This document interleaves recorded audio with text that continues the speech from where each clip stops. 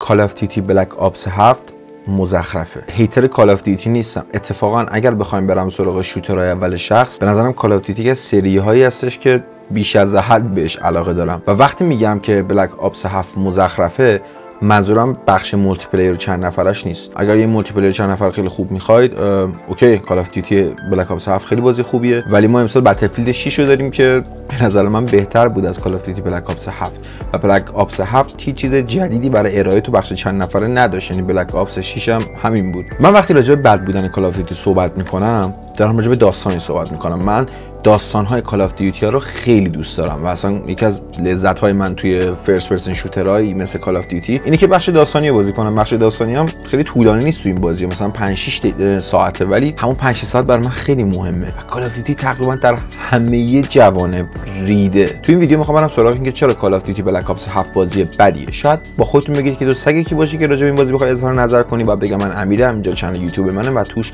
راجع به هر چیزی که گیکا باید بدونن صحبت میکنم. بریم سراغ ویدیو.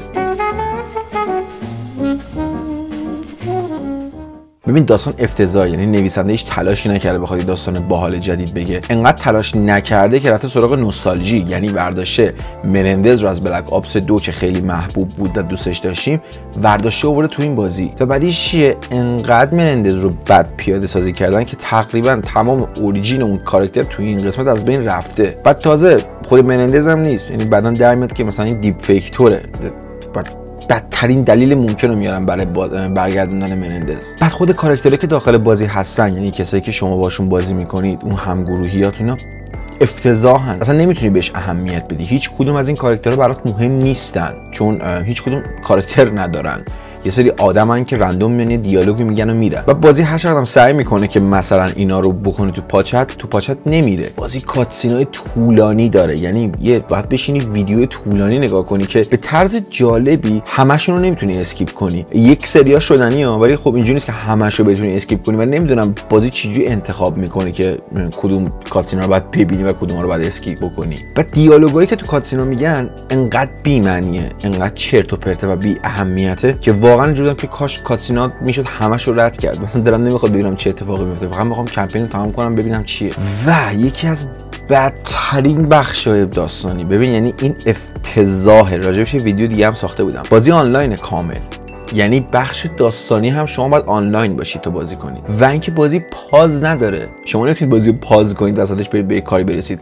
اگر دارید بخش داستانی بازی میکنید باید بشین پای بازی. و بدتر از همه فکر کن که شما دارید بازی میکنید، یه دقیقه میخواید برید اونور یه کاری دارید، یه اتفاقی افتاده، پاز که نمیتونید بکنید، میذارید میرید برمیگردید و میبینید بعد چند دقیقه بازی شما رو کیک کرده. بازی کیکتون میکنه اگر مثلا چند دقیقه هیچ کاری نکنید داخل بازی. یعنی بدترین چیزی بود که میتونست به این بازی اضافه بشه. این موضوع تو بلک آپس 6 هم بود، ولی دیگه کیک شدن خیلی جدید بود واقعا. سازنده بازی به طرز عجیبی تصمیم گرفتن که باس فایت به بازی اضافه کنن. من نمیدونم یک گیم دیزاینر درست حسابی اونجا نبوده که بگه آقا ما باس فایت نیاز نداریم تو بازی شوتر اول شخص 5-6 ساعته، اونم توی کال آف دیوتی اضافه بکنیم. باس فایتاش از باس فایت های 30 سال پیش در دنیای ویدیو گیم بدترن. انقدر بد دیزاین شدن، انقدر یه سریش که اصلا خنده داره. اون مثلا باس فایت آخر که اون آدم گنده است که داره باد میجنگه، قشنگ کمدیه، اینجوری حس می‌کنی داری فیلم کمدی نگاه می‌کنی. بعد اومدن تو بازی بخش کوآپ اضافه کردن. مثلا یکی از دلایلی که بازی تمام آنلاینه اینه که کوآپ داره. کوآپ یعنی چی؟ یعنی که شما میتونید بشینید با دوستاتون مثلا 4 نفری یه مرحله رو پیش ببرید که بدون هیچ دلیلی کوآپه. یعنی مثلا یه بازی کوآپ، یه بازی درست کوآپ اینجوریه که یه سری المان تو بازی میذاره که شما باید این بازی ها رو مثلا 2 نفر، 3 نفر یا 4 نفر بازی کنید و اگر مثلا کوآپ نرید نمیتونید بازی کنید، یا حتی اصلا نه تگ نفر هم بتونید برید. کوآپ داره.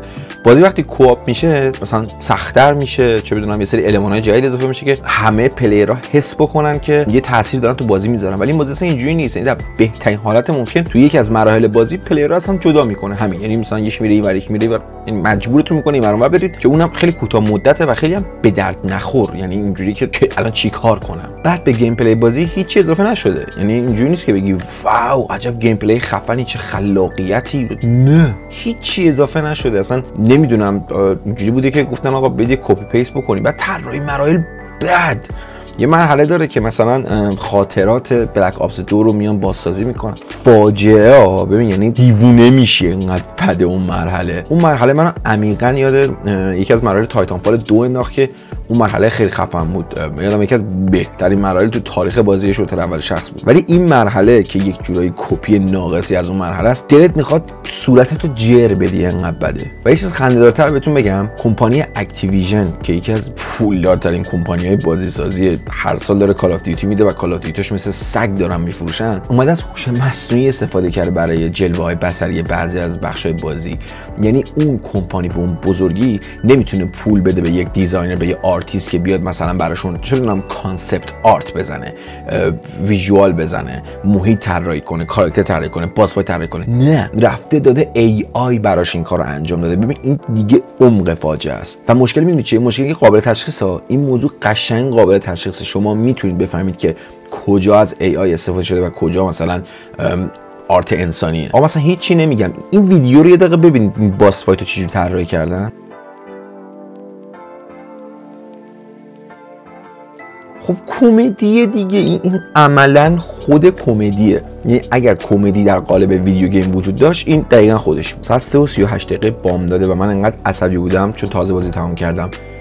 فقط من ویدیو رو بسازم، یادم رفت اصلا این داداشو روشن کنم. بذار اینو روشن کنم. الان درست شد. یه نکته خوب تو این بازی وجود داره، یه نکته تقریبا خوب، چون کمپین بازی کاملا آنلاینه، شما با انجام دادن مراحل میتونید چیزهای مختلف به دست بیارید، چه بدونم مثل سلاح و اسکین و فلان و بسار و اینا که توی بتل پس میتونید آنلاک بکنید دیگه. خب ولی انقدر کمپین بده نمیارزه اصلا این کارو بکنید. ترجیح میدی بری توی مولتی پلیئر این کارو انجام بدی. بعد ببین بذار از چرت بودن بازی بهتون میگم، یه سری از مراحل خطی ان، یه سری از مراحل اوپن ورلد و جهان آزادن، یه سری از مراحل هم که باس فایت داره. یعنی اصلا طرف نمیدونه چی میخواسته دیزاین کنه، اومده گفته به قول یکی از رفیقامون تاس انداخته، هر چی اومده گفته همین انجام بدید. حالا منطق این که مراحل بازی اوپن ورلد داره چیه؟ متاسفانه کمپین این بازی یک ابزار تبلیغاتی برای وارزونه، چون اون منطقه اوپن ورلد که استفاده میشه از مپ‌های وارزونه و این واقعا دردناکه. اونم در حالی که امسال یک رقیب قدرتمندی مثل بتلفیلد 6 داره که داره پاره میکنه همه چی رو. به راحتی میتونم بگم بدترین کال آف دیوتی که من زندگیم بازی کردم. یعنی انقدر پشیمونم این بازی کردم و این بازی $70 فاکینگ. یعنی $70 باید پول این بازی رو بدین. یه بازی آشغالی که حتی اگر بگیم بخش زامبیش و بخش مولتی پلیرش خوبه، بازم پیشرفت نیست، صرفا مثل قدیمه. یعنی شما هیچ با این $70 که میپردازین هیچ چیز جدیدی بهتون اضافه نمیشه. این بازی هنوز همون خوب یا بد قبلی که قبلا بود. خلاصه توصیه میکنم اگر میخواید بازی آنلاین جذاب شوتر اول شخص بازی کنید، برید سراغ بتلفیلد 6. امسال ترکونده، واقعا هم خیلی خوبه، همه هم ازش راضی‌ان. یه سری ایرادات داره که داره رفع میشه. کال آف دیوتی بلک آپس 7 تا به امروز البته میتونم بخاطر عصبانیتم باشه، ولی تا به امروز بدترین کال آف دیوتی که من تو زندگیم بازی کردم.